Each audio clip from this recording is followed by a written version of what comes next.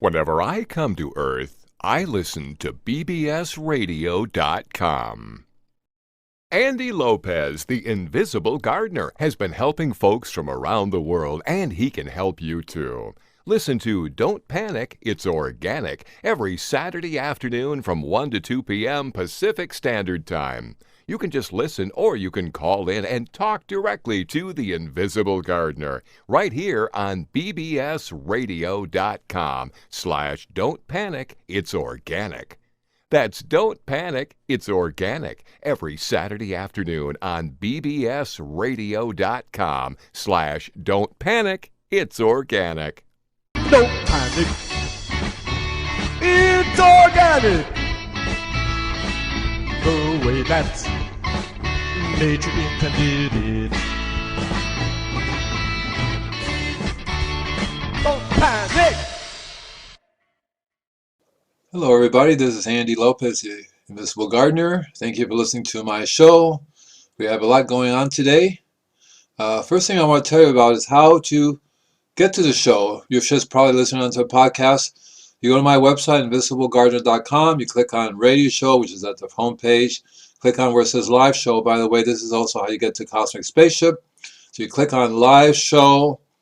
It takes you to the radio station website. On the left side, you'll see Don't Panic, It's Organic. Join in live via Zoom, or you can also use the phone numbers there to call in and talk to me. Okay, that's people have been asking me that, so I thought I'd tell it to you now and show you so you can get at it. Okay, thank you. Enjoy the show. Today's show, what I'm going to be talking about. Thank you for your suggestions. We have questions and answers. You know, you can always answer your questions. So if somebody send me a question, how to fertilize my trees. Then I'm going to be talking about bricks, how to buy a refractometer, and how to use one. I actually go online and show you. And then I'm going to be talking a few places that they sell rock dust.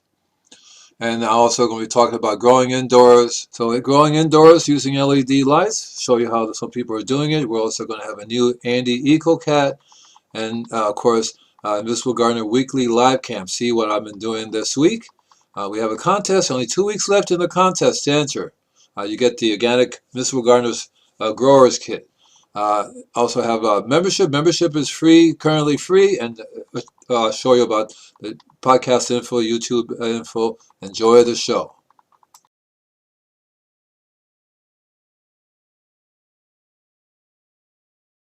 Information on how to get a refractometer. So I just went to my favorite place, Amazon, typed in refractometer, see, and this is what came up. These are some of the refractometers that they recommend. This is the one that so I show you the one that I liked. They're very, very inexpensive. Don't cost very much. You can spend thousands of dollars for one. I have one that's worth $10,000. I have one that's worth $25. They both do the same identical reading. Very, very simple. So you just have to have some idea what it is you're looking for. And so here are some of them available now. You can see they talk about brick refractometer, right? So that particular one here, what you're interested in is the winemaking and beer brewing, right? And they go off from 0 to 32. That's all you're interested in. It's 32. You don't want to have the thousands or anything else. This one is $17.99. You can't get any cheaper than that. It explains to you how to operate, how to use it. Very, very simple to do. You put the drop. I'll explain it to more in the next segment coming up soon. This shows you how to use it, right? It explains to you how to, basic operation. You look through the eyepiece, right? Very simple device, very easy to do, waterproof, less than 20 bucks, right? Less than 20 bucks. It's a wonderful little tool. There's tons of them out there in the market now that you can buy. You just have to have some idea what you're looking for, right? This is for wine and beer brewing. That's all you really need, because they don't have it for any other type of testing. You see there's a wide variety. You want the bricks to be 0 to 32. It'll say 0 to 32 right there, if I can ever get it down to that one little spot right there. Bricks, 0 to 32. That's what you want. You don't want it for testing, lighter fluid. You don't want it testing for other things, because there's lots of different things you can use it for testing. You see there, basically you can get them for under 20 bucks. And it shows you that there it is. You want not more than 32 bricks. And last show I showed you what the difference is, in what they mean to have different bricks levels. And you should have gotten the brick growers kit by now. The little book that I told you can get, the PDF version, is on my website. Just go down to the bottom of the homepage. You'll say free resources. You'll see it. Click on it, takes you there. And that tells you how to understand the readings, how to use it. Lots more information than you can ever get from any of these places. I have several refractometers. There are many on the market now. As I said, I have four refractometers. One's an analog, which is a lot more difficult to use. These here are very, very simple. The bricks is 0 to 32. You can see that. You see how easy it is. Very easy to use. You won't have any problem using this whatsoever. It's available on Amazon, but you can also look on eBay. You can look at any. That's the top one I have right there. Is a Milwaukee Instrument ones. It's an analog. You see, it has a little digit. Comes out. It's very, very hard to see during the day. In the daylight, you have to do it inside a car or something, you see. And this tells you the information about this particular one, dual scale. You don't have to get fancy with a dual scale. It just shows you the information in two different ways. This particular one here is how to use a refractometer on fruit. Next show, I'm going to write it down over here, refractometer on vegetables, okay, because that's a little different. I plan to have, if I can't find it on the internet, on YouTube, I'll probably do my own video. But this particular one shows you the simple refractometer, under 20 bucks, right? You'll see it right there, it's under 20 bucks. And these are the different little tools that come with them, right? The screwdriver is necessary to adjust the refractometer. You want to use the still water to adjust it to 0. And the refractometer refracts the light through water. And it hits, every time it hits a solid, it'll tell you what that solid is. That's why when you do juice or whatever, it's water, but there's also solids in there, right? So the refractometer refracts the light. And it can be used for anything. And I have expanded it. I also use it on the leaves of the plant and everything like that. But you can use it very, very easily with your fruit and with your vegetables. So this particular segment here is how to use it on your fruits, right? And what you have to do to get it. So the refractometer is a very simple device. You see, it has a lid. You lift up, and there's where you put your liquid. You put it right there in that little blue spot there that tells you, and you look through the eyepiece. You want to point at a source of light so you can see it, otherwise it'll be too dark, right? Very, very simple. Right there is a key where you will have to use the little screw to adjust it. So it has a 0. So they all don't come calibrated already. So you want to, that little device you use is a way to get the liquid onto the thing if you want to. If you have problems with it, there's and that's distilled water. You want to use distilled water in making, at least to calibrate it. But you don't have to do any water if you're using fruit, because fruit have their own water with it, right? They have a lot of liquid, whether it be a tomato. Tomatoes, very simple. Apples, grapes, you name the fruit, they're mainly liquid. And so what you do is you want to, here's an example. You take a tomato, right? You cut it up, and then you squeeze the liquid of the tomato onto the refractometer, right? You just take the tomato and squeeze a little bit of liquid onto the refractometer. There you go. You squeeze it onto that to the plate. There's just a few drops is all you need. See, right? And then you take you flip the eyepiece over. You piece the little piece that comes with it. You see that, and you take it and you flip that over so it lands flat onto the refractometer. You flip it over, and there it is right there. That spreads the liquid out so you can get throughout the whole thing. And then you look at it through the eyepiece, and this is what it'll look like. So this particular one is not even a 10. It's like an 8. So that tomato is not in very good shape. It should be at least 20, okay? So that tells you there's nothing in it. It's just, it looks that way, and it was grown chemically, but it doesn't have the minerals in it. You see, it should be up to, when I say 32, yeah, 32 is the best. It's just the same thing with an apple. So you slice up the apple. You just need a little piece of the apple, and then what you do is you cut it up a little bit so it makes it easier to squeeze up the product, the juice, right? You slice it up a little bit, and then you take that and you squeeze. Before you do that, you want to make sure you have it totally clean with the water. You have a new reading. You squeeze the juice of the apple, or whatever fruit you're going to use, you squeeze it onto the refractometer. So there you go, put a couple of drops down, make sure it spreads out even over, and you put the little lid back on, and then you look through it. Then you look through the device again to see what it was. So this particular one is not even very high. It's maybe 14. Okay. Again, an apple. If you get the Bricks ebook, it will tell you what the apple should be at, and you know, at least 12 is a very minimum basic. So, but it should be in the 20s to be perfect. It should be up to 32, but it really should be reading in the 20s to be a. So again, it shows you very low mineral content. Okay, and so you know that tells you it was grown chemically. And then you have, if you want to test with a grapefruit, grapes, right? Grapes is excellent to use. Any fruit you can use, you basically measure and you put it down into the refractometer. You read it through the eyepiece.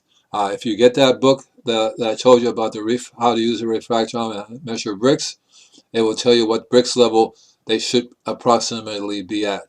Okay, and it's very simple to. You have to. Important thing is you have to calibrate your refractometer so it's at 0 with distilled water. 0. See, it should be right at 0 when you're using distilled water. Otherwise, you'll get a false reading. And it's very easy to do. It has a little knob that comes off there, and that's where you use this little tiny little screwdriver to get in there to adjust it. You have to play with it a few times till you get it to read 0, right? And that's basically all you have to do, and you want to do that on a regular basis. You get to learn. Hello again, it's Andy Lopez here. Let me show you how to get a hold of rock dust. So this is a website here that's you can go to find a rock dust source. You see it up there. It tells you the name and everything, where you can get it from. Lots of really good information here on this particular one. I like this company. They have some really nice sources of rock dust, one of the best dust around. You see, so there's very good website here. Has lots of information for you to use that you can look up on and see what's going on with it. It's called Rock Dust Local. Okay, so that tells you about rock dust. Lots of information there. John Haymaker is a friend of mine. He wrote the book Survival of Civilization. You can click on right there. It says read the book. Let me just do that. This is his book called Survival of Civilization by John Haymaker. Free for you to read. Enjoy it. Lots of really good information there, right? And then let me show you one more source, and we'll go back here in a second. Okay, so over here, if you go down, there's lots of information here, but if you scroll down, right, you'll scroll down to where it says resources, right? And let's just scroll down a little bit more. You know, just all about rock dust here, carbon, and so on. This is a good read here too. Right there it says download and read, and of course it has information about certain videos they want you to see and stuff. Really, really good information here. Might as well enjoy it. And then as you scroll down some more, you're going to get to the resource section, which is what the resource section. Lots of really good stuff here that you can check out for yourself. The place I would go to, as soon as we get there, it's called remineralization.org. Here it is down right here. It's remineralized.org, right there. That's it. Remineralized.org, right? Let's click on that and see where it takes you. So this is Remineralize the Earth, remineralized.org, down by Joanna Campy, a friend of mine. I fully support this organization. That's Joanna Campy right there, okay? Joanna Campy. She started it a long time ago. Good girl. And this is her website. Lots of really, really good information here on why people around the world are doing it. But here's where I would go to. Go to the resource directory. So the resource directory is exactly that. It tells you where in the world you can get a rock dust from. Okay? See, it tells you all about it. So there, you can get it anywhere in the world. So I picked United States because that's where we're at, multiple locations, but you can choose where you want to. So if you're in the West, like I am, California, you want to get to the places closest to you, right? So you get the West. So I'm in California, West Coast. This is the sources of rock dust that you can get off the West Coast. And if you look here, you'll see that lots of sources, and surprise, surprise, there I am, because I'm one of your local sources of rock dust. See, okay, so that's called remineralized.org. And if you follow, you should write it down because you can't click on the video, but it'll take you to that site. Okay, take care now. Bye.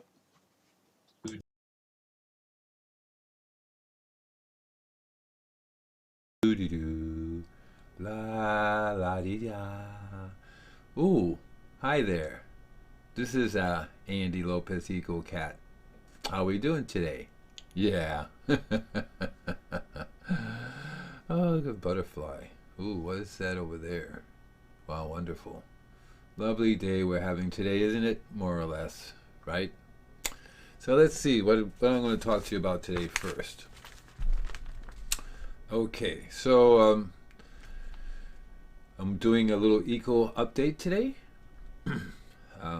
Respiratories, these problems have been associated with pesticides. Another way of saying it is pesticide linked to respiratory problems. So, my tongue is stuck here. So it's not a biggie. Basically says 22,134 farmers reported which pesticide they were using at the time they had their specific respiratory problems. The 78 pesticides include 40. They studied 78 pesticides. The 78 pesticides included 45 herbicides and plant growth regulators, included 25 different types of insecticides, 6 fumigants, fumicides, glyphosate, the most commonly used herbicide, which is Roundup, was associated with almost all of them. Yeah. On another case, another issue, another point, whatever, water fluoridation and type 2 diabetes. A study published in the Journal of Water and Health examined links between water fluoridation and diabetes. Type 2 diabetes is growing. It's a growing epidemic in the United States. Incidence rates have nearly quadrupled in the last 32 years, and no signs of stopping. According to the study, fluoridation with sodium fluoride could be a contributing factor in diabetes rates in the United States, as the chemical is a known preservative of blood glucose. Gee whiz. I myself don't like city water. Wonder why. Also, another eco news flash. Alaskan shorebirds exposed to mercury. So somehow the mercury is more mercury is being deposited in the Arctic than in Alaska than we thought. Shorebirds breeding in Alaska are being exposed to mercury at levels that could be putting their population at risk. Really? Thanks to atmospheric circulation and other factors, humans, the mercury that we deposit into the environment tends to accumulate in the Arctic. Mercury exposure can reduce birds' reproduction success and sometimes even be fatal. Shorebirds may be particularly vulnerable because they forage in aquatic environments where mercury is converted into a methyl mercury, a more dangerous form of mercury. Scientists investigated the level of mercury in Alaska's shorebirds and found that some birds breeding near Barrow at the state's northern end have mercury concentration upwards of 2 micrograms per gram of blood. Ouch. Okay, that's one thing. Here's what happened? Oh, okay. I read a lot, So, one of the interesting things that I found here in this here paper has to do with aerial pesticide sprays AIDS atmosphere in Miami. So, they're spraying in Miami for mosquitoes to control the Zika virus. Okay, so here's I've written several articles, and I actually have a book out called Natural Mosquito Control, which you might want to get. But and if people do have a legitimate concern spraying with a nailed, it's called nailed. Funny, huh? Nailed, N-A-L-E-D. Now, nailed is relatively toxic compared to other things. It does affect humans, it does affect pets, it does affect your nervous system.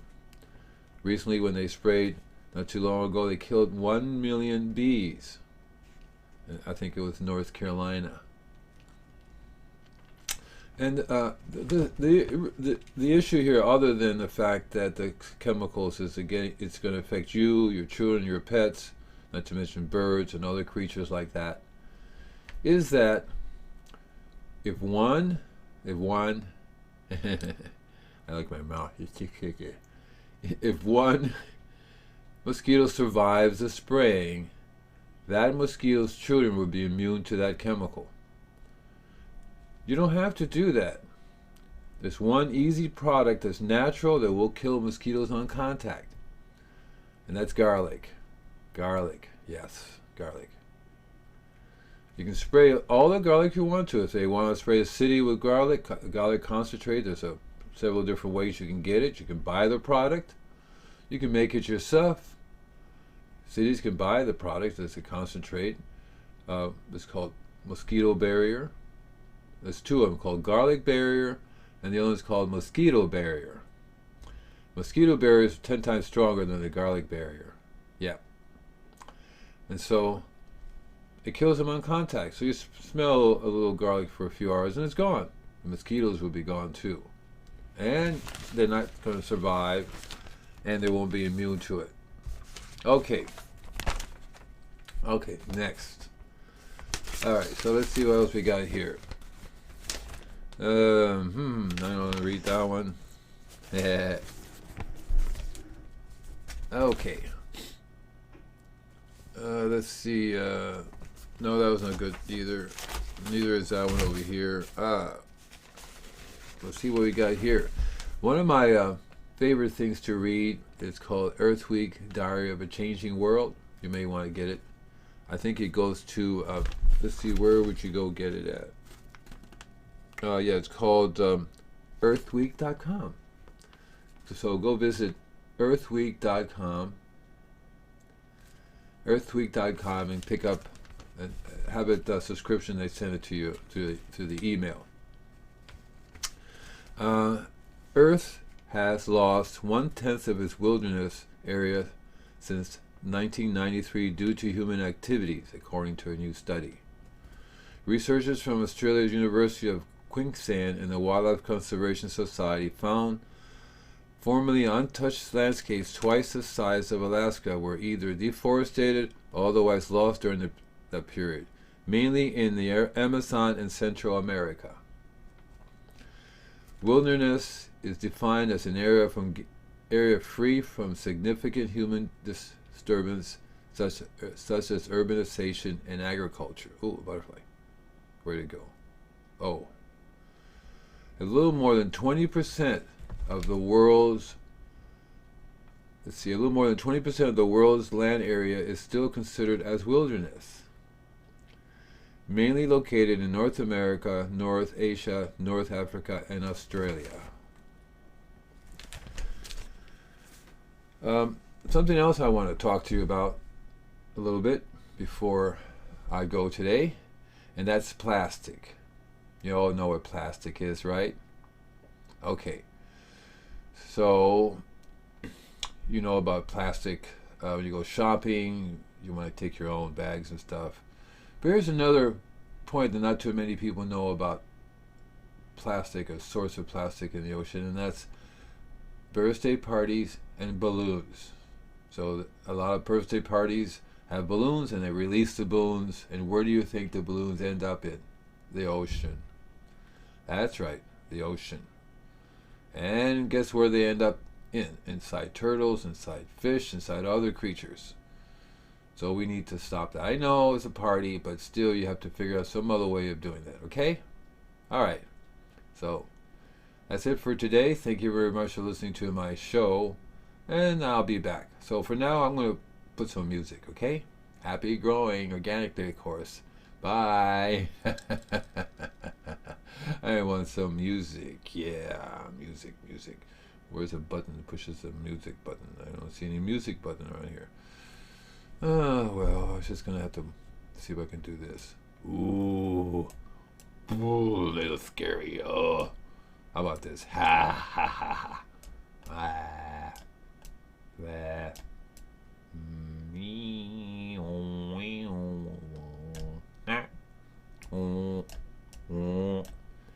Okay, guys, that's it for today.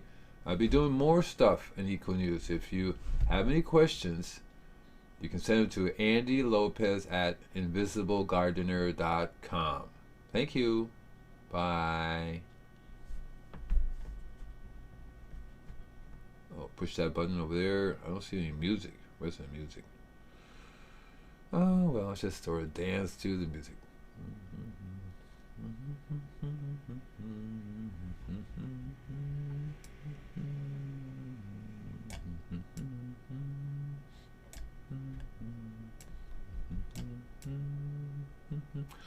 Ooh, ooh, ha ha ha ha ha ha. Yeah, it's gotta hang out a little bit longer. You know, wait for the music. Wait for the music. Wait for the music.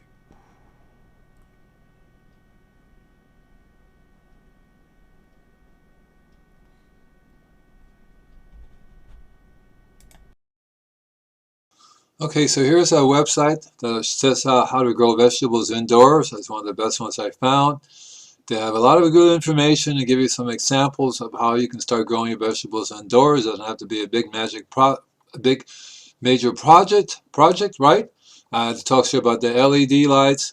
They have some systems already set up for you, so you can easily get it. They're a very simple one if you want to grow just a few of them there, right? There's a little bit more complicated one there, and it tells you information about everything you need to know how to grow indoors. Here's another one set up really very simple.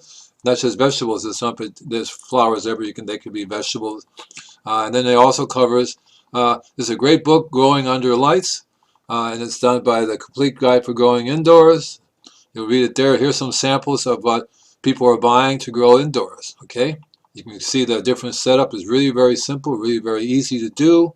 Not hard to do at all. You can grow indoors. No reason if you don't have a garden or have anything available, you can actually do this indoors, and you can have all your vegetables year round too. So thank you very much, and we'll continue with our show. Okay? Go ahead.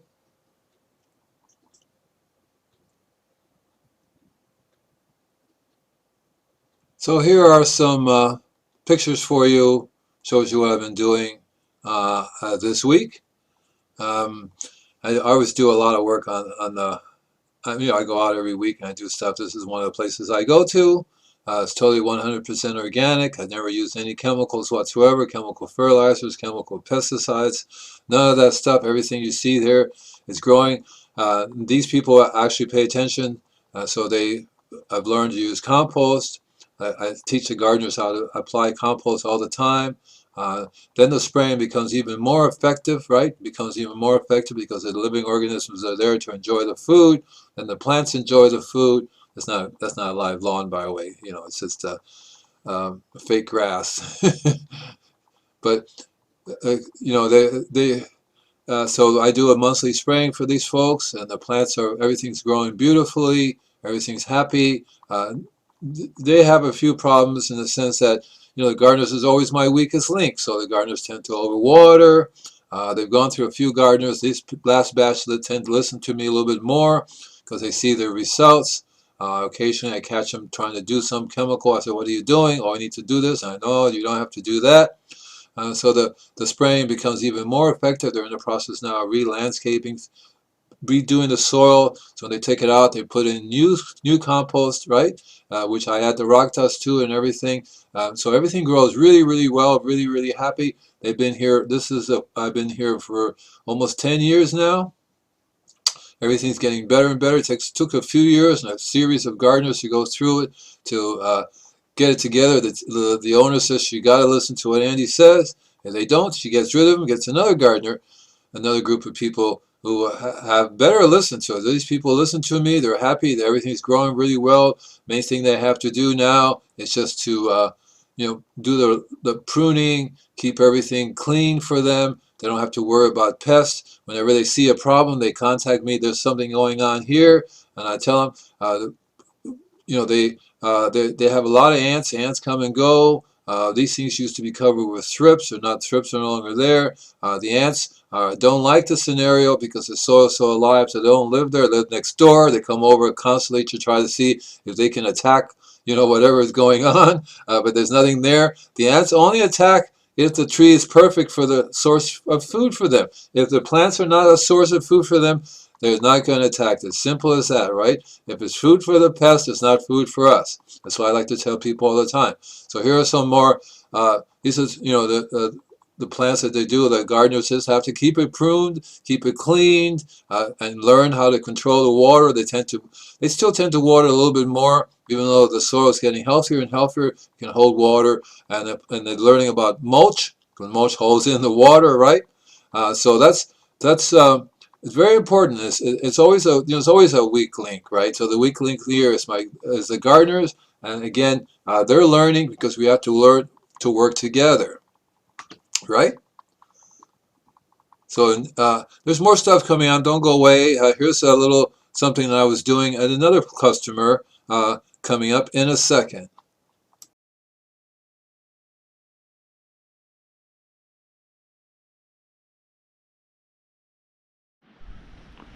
Well, here we are again back in the garden. Take a look around. This is a persimmon. There are two types of persimmons, and we got them both here. Over there, by the way, is coffee. These are coffee beans, coffee plants. Take a look. These are coffee plants. See? Look at the coffee beans. See, it's got coffee beans. Coffee beans. See? Coffee beans. It's a coffee plant. Getting a coffee rooster. Rooster? Let's see. This doesn't have as much, so maybe it's just a hanging out coffee plant. See, it doesn't have as much beans as the other one does. This is the rest of the garden.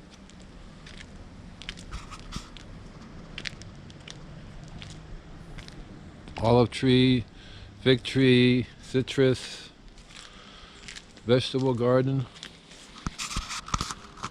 What the hell happened? Here's a vegetable garden.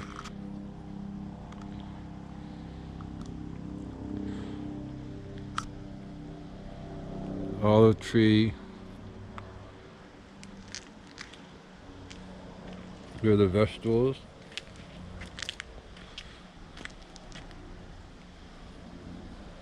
Isn't that nice? I'm gonna do a little weeding today, right in there. Blueberries.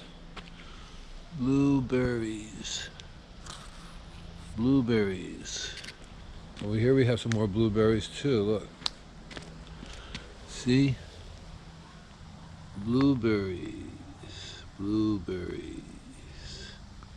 Lots and lots of blueberries. Citrus over there needs a little bit of care.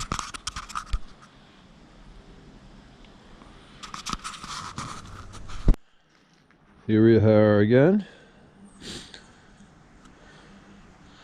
Native grass called no mow. Isn't that nice?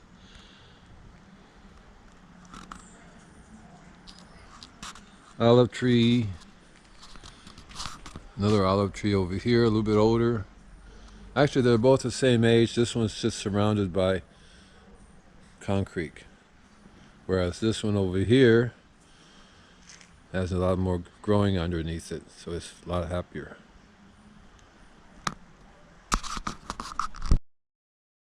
So I tend to eat stuff. Everything I grow, I like to eat. This is arugula. Tasty. Eat the flowers. The flowers are delicious. And I was particularly hungry that day, so I decided, what the heck, I might as well just eat some more. So I decided to eat some more the way you're supposed to eat it, which means you get down in there and you just eat it up. Eat, eat, eat. Oh, delicious flowers. I should go chew up the flowers. Yeah. Okay, so here's another place I go to. This lady has over 100 fruit trees. And I'll talk to you a little bit about what's going on here, what's happening, so you can better understand. I've been coming here for a few years now. I tell people that my biggest problem is always the gardener, because they don't listen to me. The customers don't listen to me. When I tell them I need you to do something, they don't exactly do it. It takes them a long time to come around. So this is, and I'll show you what's going on here at this place so you can see what's going on, so you can better understand what the problem is, right?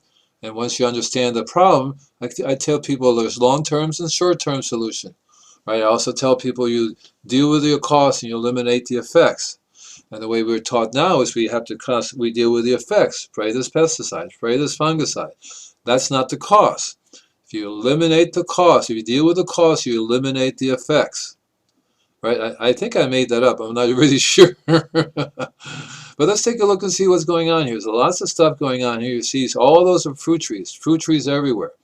And I spray this place once a month. I use my rainbow. I'm a rainbow maker. I make rainbows. I spray this place once a month, and I constantly talk to the gardener, talk to the owners, what is going on. That's the whole idea, is to educate people. Right? Educate them as to what the real problem is. They say, Andy, what's going on with this? And I tell them. And you know what? It always comes down to health of the soil. And so I want to explain to you a little bit what's going on in this lady's property here so you better understand what's going on with your fruit trees, right? And you do want to do a foliar spraying on a regular basis. That's the best way to get food to them, because if the soil is having a problem, right? If the soil is having a problem, the plants are not going to get the food they need. So there's a short-term and a long-term solution. The short-term is to give them the food they need. Just like a doctor. You go to the doctor and the guy says, we need intravenous here. Well, that's a short term. Give them what they need immediately and then work on the problem, to solve the long-term problem, whether they're not eating right, whether whatever, right? So if you take a look and see there's tons of fruit trees here. I mean, literally there's peaches and everything all over the place, right?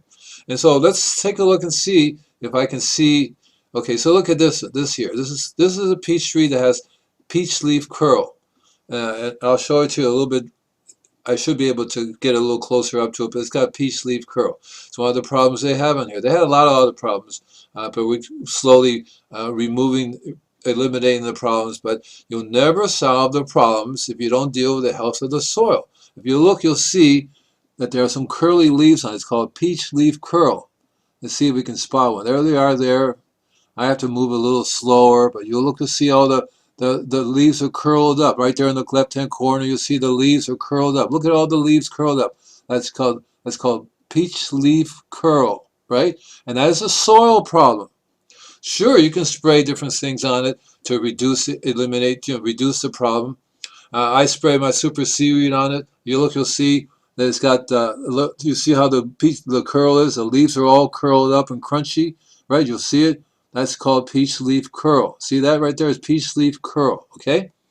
And so, yeah, you can spray, Bordeaux, which is a copper sulfur mixture. You can spray a wide variety of things to help reduce it. Will not solve the problem if they don't pay attention to the soil. It's a soil disease, right?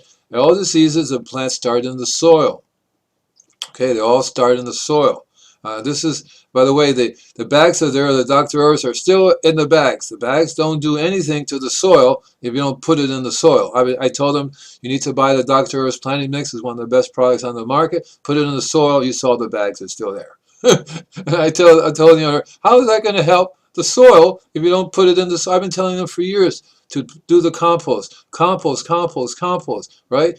And they're finally now getting around to it, and they still haven't really done it. The whole property needs tons and tons of compost on a regular basis to offset the damage to the soil. And it takes a long time for the soil to come back to life. These people have been here for 20 years already, so it's taken them 20 years of damaging the soil, and they're not going to expect, the soil is not going to come back overnight. If you look, this is plums, beautiful plums, but it also has peach leaf curl.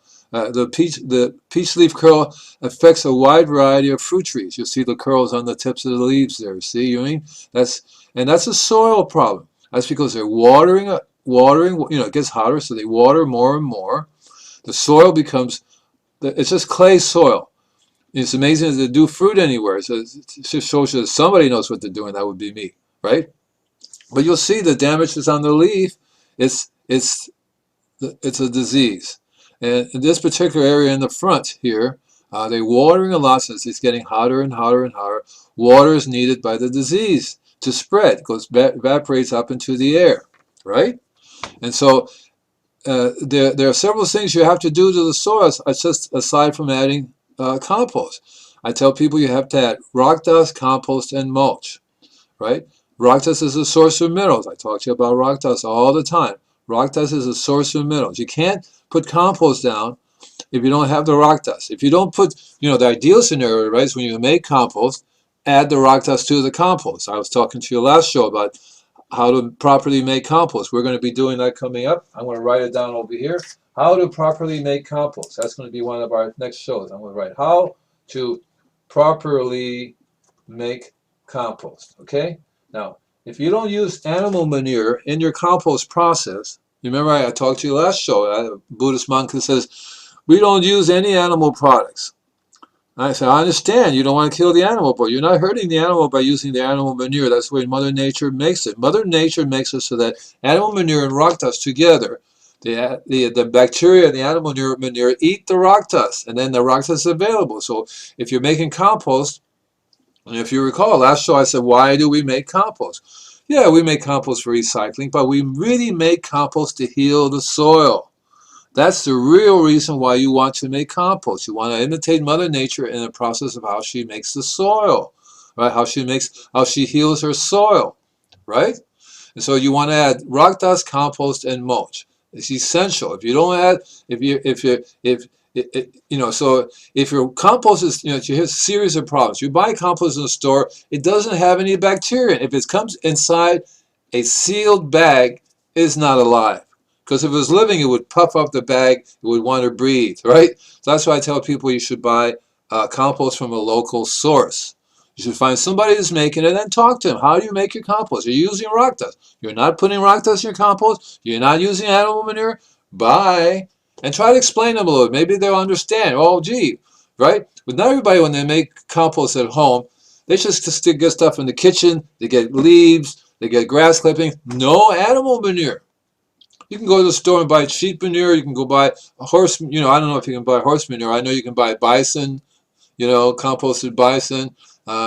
What I used to do, and you might be able to do that because there are lots of people, like here in Malibu, tons of people with horses and animals. Just go there and say, look, I'd like to get some of your animal manure for my compost. Actually, I would ask them, are you making compost? If they're making compost, and then if they're not adding rock dust, you introduce them to rock dust. You should add rock dust to your compost, you tell them, right?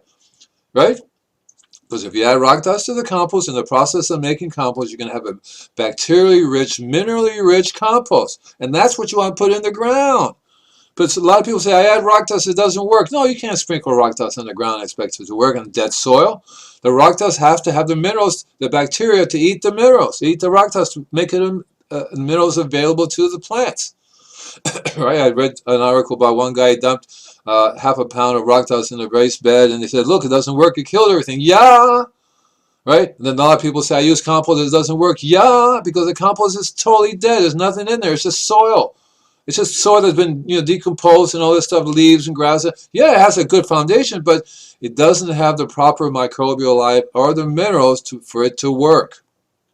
So you add compost, you add rock dust, compost, and mulch. That's essential to put it. That's what's wrong with this place here. They're not adding compost. They're not adding rock dust, compost, and mulch. Sure, when I spray, I'm spraying the minerals. If it wasn't for me spraying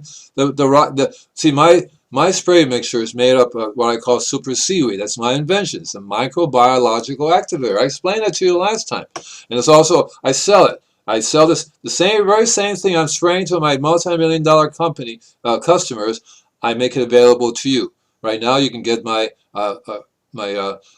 grower's kit, which is a 5 pounds of rock dust blend. 14 different types of rock dust blended in with microbes, right? And a quart of super seaweed for $100. A quart alone is normally $150, and the rock dust is $50. So it's normally $200. You're getting it for $100 plus shipping. But what I do is I make not just the super seaweed, But I also make like a rock dust tea. I do compost tea. I do a variety of different methods of spraying. So every month I spray slightly different mixture. Whether I use rock dust tea, right? Whether I use compost tea, and all of them are highly bacterialized, highly mineralized because they absorb the nutrients through their leaves. So they're getting this food, which is a short-term process. It's like intravenous feeding. You spray them, they get the food right away. But the roots are still not working. Their root systems are barely there. They're not functioning right in the sense that the roots are supposed to get the minerals and the food from the soil. So the soil is not working, and for the roots are not working too. Lots of stress, right? And nowadays, since you're watering a lot, right, and the heat's going up, it's getting more and more stress. The system is not working. So you have to do the long-term and the short-term solution. You have to provide. They also have olives, but in a bush form, right? Amazing how many people have olives and that don't have any faintest idea how to properly prepare olives. Maybe one of these days I might do a properly how to prepare olives show, right? But so you can see lots of different fruit trees. Some of them are having a slight problem. The major problem they're having here now, aside from the soil, is the peach leaf curl. Now the peach leaf curl actually spreads when the leaves get infected and they fall to the ground. There they are again. You can see when the leaves fall to the ground, they dry, it reinfects the soil. And actually the leaves get blown around and the disease spreads. If the soil was alive, right, functioning with multiple organisms in the ground, in the soil, the disease will not be able to thrive and then produce itself. Because the microorganisms in the soil will destroy, right? They will destroy the disease and not allow the disease to function. It's the same thing with ants. The microorganisms in the soil controls the ants. They control a wide variety of problems. Somebody had talked to me about how to fertilize my tree. That was one of the questions I'm answering today. Well, you fertilize it with organic fertilizer, but organic fertilizer will not work in a soil that's dead. Organic fertilizers require microorganisms, the soil to be alive for it to function. One lady says, I've used organic fertilizer, it doesn't work. Yeah, chemical fertilizer doesn't need microorganisms. As a matter of fact, chemical fertilizer destroys any microorganisms it runs across.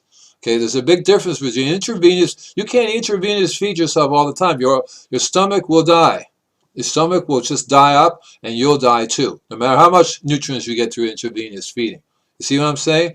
So this is important for you to understand, is that if the soil is not alive and functioning, you're going to have all kinds of major problems.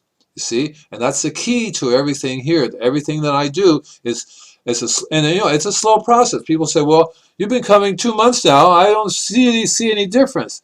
Well, part of the problem is when they live there, that things start to change. They don't notice that it's changed. And the other problem is that it takes sometimes years to get the soil back in shape. So with the foliar spraying, right? When I spray, they're getting food. I also spray the ground and stuff like that. But it's important to add the rock dust, compost, and mulch to the soil, and that's going to take a while to break up because you can't take the soil out, turn it over, and put it back in again. All you can do is put it on top, maybe turn over a little bit on top without damaging the roots and stuff.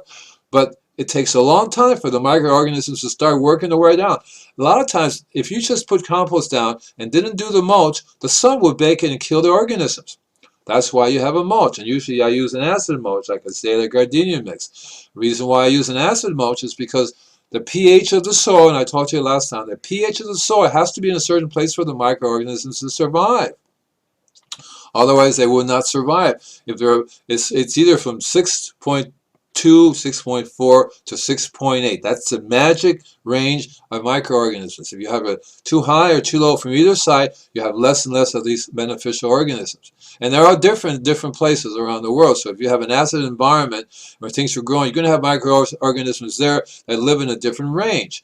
I talked to you about that. The microorganisms come from different parts of the world. So your plants here, you have these fruit trees are a perfect example. They're all from all different parts of the world, and they usually have microorganisms in that environment that survives there. You see, so over here you want to get a general range that the organisms will survive. That's why I import a variety of microorganisms from around the world to put here, because the fruit figs are not from here. These fig trees are not from local, right? The fruit trees are not local. they're found in different parts of the world. So we want to reintroduce the organisms that they normally have evolved with throughout the centuries to provide the nutrients for them, right? So this is one of the places I go to, and you can see there's just tons and tons of fruit trees everywhere. There's one disadvantage of doing this is that they tend to shade. You know, you have fruit trees growing in the shade of another tree. Not such a good idea, and they don't really do any heavy pruning. I finally talk them into letting me do some pruning so I can lighten up the place for them a little bit for them, right? You'll see there's tons. This is those are roses there, but there's also citrus, you know, so that citrus is growing, yes, mangoes, all kinds of stuff growing together, and the soil is the main problem here. The soil and the fact they weren't feeding them anything. Chemical fertilizers is not the answer. Chemical fertilizers destroy the soil. So that's part of the, so it's a long-term solution, and it's a lot of, it has to do with educating the customers. I stopped trying to educate the gardeners. They haven't the faintest idea what I'm doing. Why are you spraying water, they asked. Yeah, are you spraying a pesticide? One guy did not believe that I was using totally organic stuff. No, you're spraying a chemical. You can't lie to me. This is a chemical.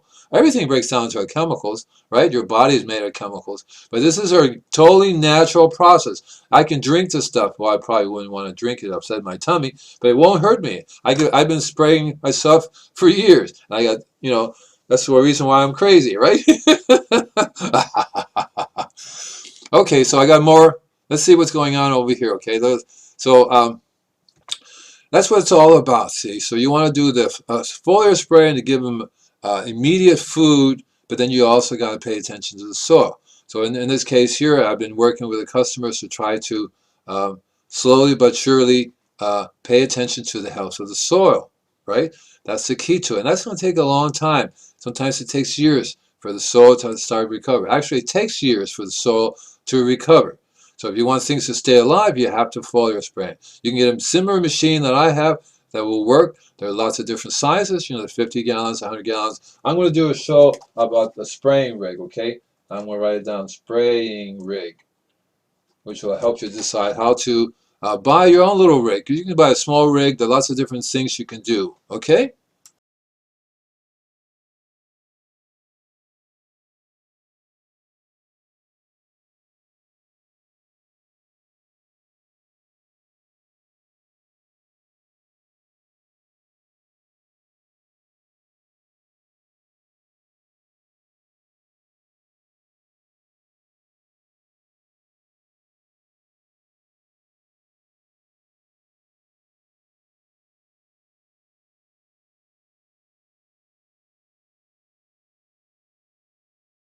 So here's some information about Invisible Gardener. This is what I do. This is what I've been doing for a very long time.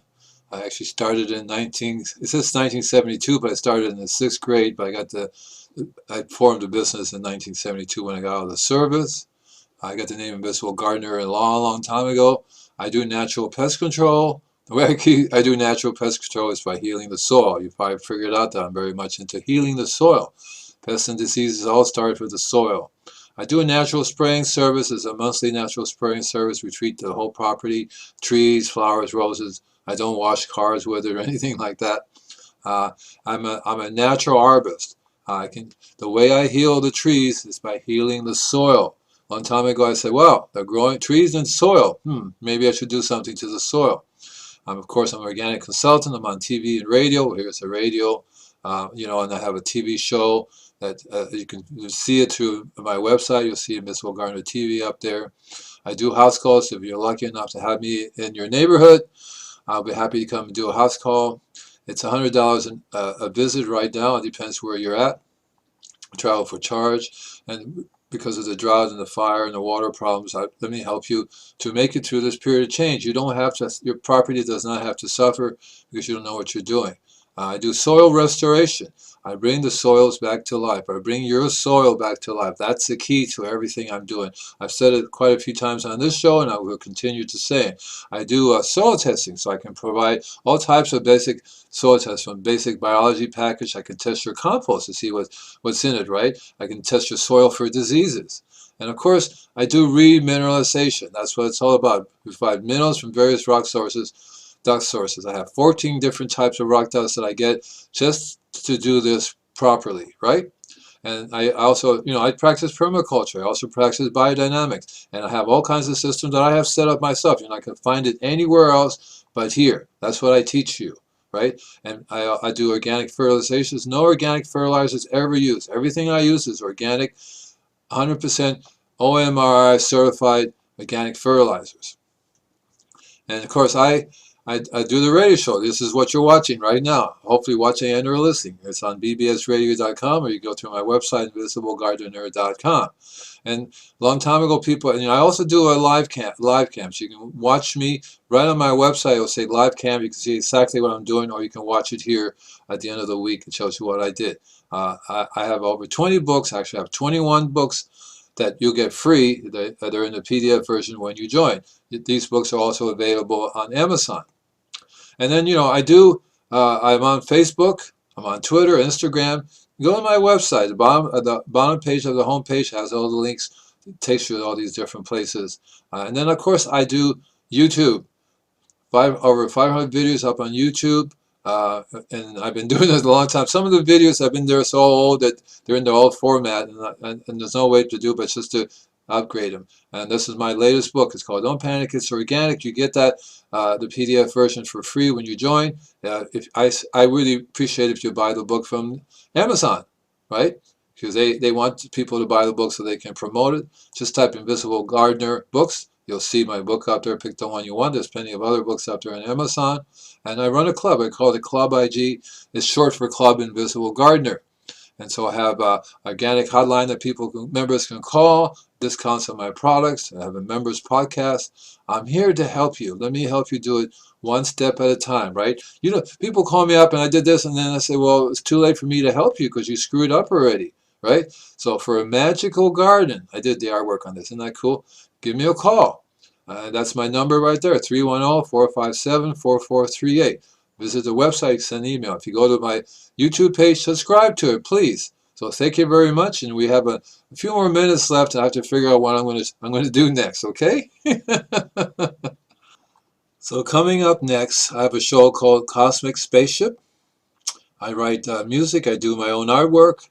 The way you get to that one would be you go to either, if you're here on the station of bbsradio.com already, all you have to do is change the location, so it'll say bbsradio.com/Don't Panic It's Organic. Just delete the / the Don't Panic It's Organic, and in this place you write Cosmic Spaceship. Hit the return button. That will take you there.